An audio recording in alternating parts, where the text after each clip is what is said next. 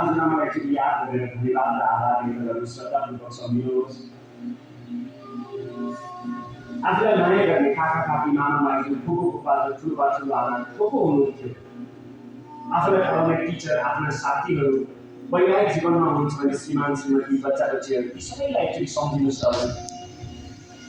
हजुरले पहिलोपटक जब गरेको, अध्यक्षता ग्रहण गरेको र यसमा काम गर्दाखेरि आजको दिनसम्म हजुरको जीवनमा भएका असल मित्रहरू र असल इभेन्ट र समयलाई सम्झिनुहोस्। हजुर आफ्नो जीवनलाई फर्केर हेर्नुहोस्, सहयोग गर्ने व्यक्ति, आनन्द र खुसीका क्षणहरूलाई याद गर्नुहोस्। हजुर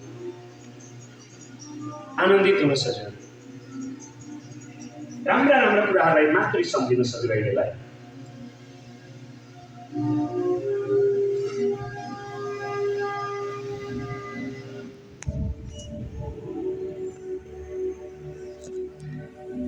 एकपटक हजुरले आफ्नो जन्मस्थानलाई, काठमाडौँलाई, ओखलढुङ्गालाई, धादिङलाई अथवा आफ्नो जन्मस्थानलाई एकपटक आकाशबाट हेर्नुहोस्।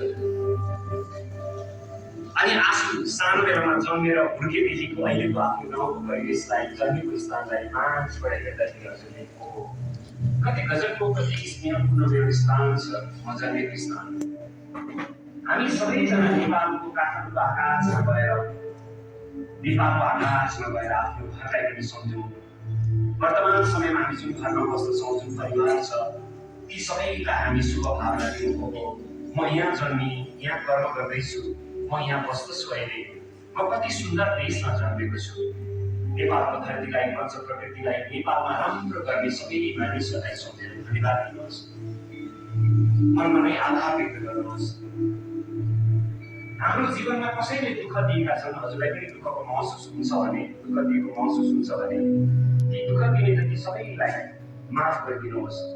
हजुरलाई लाग्छ कि मैले कसैलाई दुःख दिएँ भन्ने लाग्छ भने तिनीहरूसँग क्षमा पनि माग्नुहोस्। र एकैछिनको लागि आफ्नो मित्र सम्बन्धी सबैलाई सम्झेर नेपाल आमालाई, नेपालमा राम्रो गर्ने व्यक्तिहरूलाई पनि धन्यवाद दिनुहोस्। नेपालमा राम्रो गर्ने व्यक्तिहरूलाई ममता राख्दै भनिदिनुहोस् कि हजुर पाहुनाको रूपमा आउनु भएको छ, कति भाषी छ, किन नराम्रो गर्नु? हजुर जान पनि त छ, आफ्नो ख्याल गर्नुहोस्। हजुर नेपालको आकाशबाट हामी विश्वको आकाशमा जान्छौँ, 70% पानीको भागलाई हेर्छौँ, 30% जमिनमा 200 भन्दा बढी देशहरू, 8.5 अर्बभन्दा बढी मानिसहरू छन्। संसारमै राम्रो गर्ने हँसिला मानिसहरूलाई हामी बधाई दिन्छौँ, जो दुखी भएर आफै मरेर अरूलाई मार्न खोज्दैछन् या आफू बाँच्नको लागि अरूलाई मार्न खोज्दैछन्। ती व्यक्तिलाई हामी शुभ भावना दिन्छौँ, आफ्नो ख्याल गर्नुहोस् हजुर भन्छौँ। हामी संसारको आकाशबाट परमधाम, जहाँ हाम्रा पितृ बस्नुहुन्छ, भगवान बस्नुहुन्छ, देवी देवता बस्नुहुन्छ, त्यहाँ पुग्छौँ। हात जोडेर हामी आफू जुन भगवानलाई, गडलाई मान्दछौँ, उहाँलाई भन्छौँ, मेरो भगवान, मैले थाहा पाएर काम, क्रोध, लोभ, मोह, अहङ्कारले कसैलाई दुःख दिएको छैन। तर मैले कसैलाई दुःख दिएको छु अन्जानमा भने पनि मेरो विचार, बोली, व्यवहारबाट म आज क्षमा माग्न आएको छु। आज शुक्रबार, मलाई माफ गर्नुहोस्। आजबाट म कसैलाई दुःख पनि दिन्न, आफूलाई पनि दुःख दिन्न।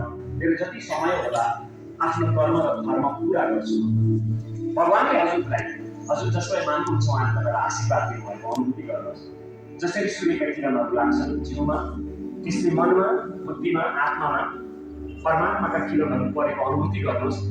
आफ्नो मन, बुद्धि, आफ्ना बानी अनि मस्तिष्क र शरीर शक्तिशाली भएको महसुस गर्नुहोस्। जसरी मोबाइलको ब्याट्री चार्ज हुन्छ, आफूलाई अत्यन्त चार्ज भएको ऊर्जाले भरिएको महसुस गर्दै संसारको त्यो आकाशबाट, परमधामबाट हामीहरू नेपालको आकाशमा आउँछौँ। नेपालको आकाशबाट हामी काठमाडौँ उपत्यकाको आकाशमा आउँछौँ। हामी काठमाडौँबाट आज कार्यक्रम गरिरहेका छौँ। एकपटक हामी सबैजनाले 1 मिनेट जति आफूले आफूलाई प्रश्न सोधेर साइलेन्समा रहन्छौँ। आफूले आफूलाई सोधौँ, म को हो? आमाको गर्भमा म कहाँबाट आएको हो? मेरो जीवनको लक्ष्य के हो? म शरीर छोडेर कहाँ जान्छु? मानिस मरेर कहाँ जान्छु? मैले के गरेँ भने मेरो अहिलेको जिम्मेवारी एकदम आनन्दले पुरा हुन्छ। आफूलाई उत्तर दिनुहोस्। यी सबै प्रश्नको मसँग उत्तर छैन, तर आजबाट म कर्म गर्दा गर्दै, अध्यक्षता गर्दा गर्दै, व्यवस्थापन गर्दा गर्दै यी प्रश्नहरूको पनि उत्तर खोज्छु र म आनन्दित हुन्छु। म सक्छु, मसँग क्षमता छ। यति भनेर हामी 30 सेकेन्डदेखि 1 मिनट साइलेन्समा रहेर आफूलाई आनन्द अनुभूति भएको आफ्ना विकारहरू कम भएका र आफ्ना शक्तिहरू बढेका महसुस गरौँ। साइलेन्स टाइम केही सेकेन्ड।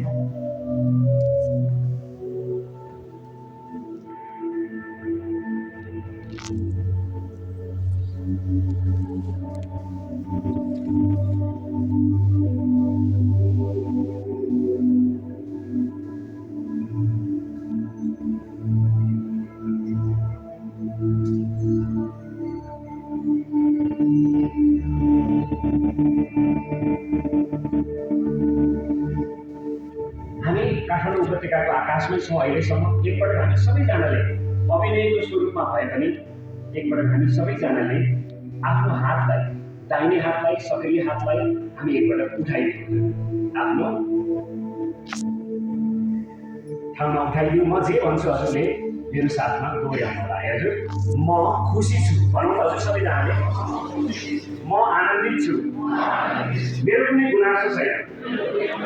म धरतीमा गुनासो गर्न आएको पनि होइन। म आफ्नो ख्याल गर्न सक्छु। मैले बुझेको छु के गर्नुपर्ने हो। म त्यही मार्गमा छु। मलाई विश्वास छ म सक्छु। Yes I can. हजुर हामी सबैले सक्छौँ। आउनुहोस् मिलेर कुरा गरौँ। Yes we can. Let's do it. सबैप्रतिमा आभार व्यक्त गर्दछु। सबैको मङ्गल होस्। एकपटक हामीले एउटा मात्रै हातलाई माथि उठाइदिन्छौँ। दाहिने हात जुन उठाएका छौँ त्यसमा आफ्नो कुनै नराम्रो बानी छ भने मात्रै एकचोटि सम्झिनुहोस् हजुरहरूले। आफ्नो सबैभन्दा नराम्रो बानी, कुनै बानीले दुःख दिएको छ भने मात्रै सम्झिनुहोस् र मुठी बनाउनुहोस्। तपाईँको त्यो नराम्रो बानी मुठीमा छ भने मान्नुहोस्। आफूलाई दुःख दिइरहेको बानी सम्झिनुहोस्। के बानीले दुःख दिएको छ त्यसलाई एकचोटि सम्झिनुहोस्। आज त्यसलाई यहीँ छोडिने हो। आज यो दियो पार्टी प्यालेसमा, दियो महलमा आफ्नो सबैभन्दा नराम्रो बानी दियो हजुर। एकपटक सम्झिनुहोस्। मेरो सबभन्दा दुःख दिने बानी के छ त्यसलाई म दिन तयार छु। भन्नुहोस् म तयार छु। हे मेरो नराम्रो बानी आजसम्म साथ दियो, आजबाट डिभोर्स। तिमी आफ्नो बाटो जाऊ, कहिले पनि फर्केर नआऊ। मैले स्वाहा भन्छु हजुरले बिलिभ गर्नुहोस्। आफ्नो नराम्रो बानी आजबाट दियोमा गयो है हजुर। ल स्वाहा। आफ्नो हातलाई माथि बढाउनुहोस् र आफैले आफूलाई भनिदिनुहोस् म आनन्दित छु। मेरा नराम्रा बानी केही छैनन्।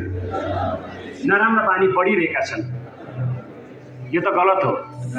संसारमा नराम्रा बानी बढ्यो भने संसारले दुःख पाउँछ। राम्रा बानी बढ्यो भने संसारले सुख पाउँछ। मेरा केही पनि नराम्रा बानी छैनन्। सबै राम्रा बानी छन्। अझ यिनलाई बढाउनु छ। म सक्छु। हातलाई नमस्कार मुद्रामा ल्याउनुहोस्। टाउकोलाई यसपटक अलिकति झुकाउनुहोस्। अन्तिममा तपाईँलाई आजसम्म यहाँसम्म आउने सबै व्यक्तिहरूलाई धन्यवाद दिनुहोस्। अध्यक्षको रूपमा कर्मचारीहरूलाई धन्यवाद दिनुहोस्। आफ्ना मित्र सम्बन्धीलाई धन्यवाद दिनुहोस्। कर्मचारीको रूपमा साथी सहयोगीहरू र दुवैले आफ्ना संस्थामा आफ्ना संस्थाका सदस्यहरू, सेयर होल्डर्सहरू जसको विश्वासले हामी यहाँसम्म आइपुगेका छौँ ती सबैलाई धन्यवाद दिनुहोस्। आफैले आफूलाई भनिदिनुहोस् अब मलाई सामान्य अवस्थामा फर्किनु छ। दिव्य मुस्कान दिँदै आफ्नो मुटुको धड्कनलाई याद गर्नुहोस्। दियो महलको यो सुन्दर हलमा आफूलाई पाउनुहोस्। कुर्सीमा बसेको महसुस गर्नुहोस्। मुटुको धड्कन, श्वास प्रश्वास नाकबाट भएको महसुस गर्नुहोस्। आफ्नो पैतालादेखि आफ्नो शीर्ष भागलाई महसुस गर्नुहोस्। खुट्टाका अगाडि हात काँडालाई आफूसँग मार्नु गरिदिनुहोस्। मेकअप नबिग्रिने गरेर याद गर्नुहोस्। मेकअप बिग्रिँदाखेरि मेकअप नबिग्रिने गरेर निधार आँखा, गाडा, मुखमा मालिस गरिदिनुहोस्। खुसी भएर आफ्नो छेउमा जो हुनुहुन्छ उहाँलाई पनि बधाई छ। हजुर कहाँ कहाँ पुगेर आउनुहुन्छ। जोडले ताली बजाउनुहोस्।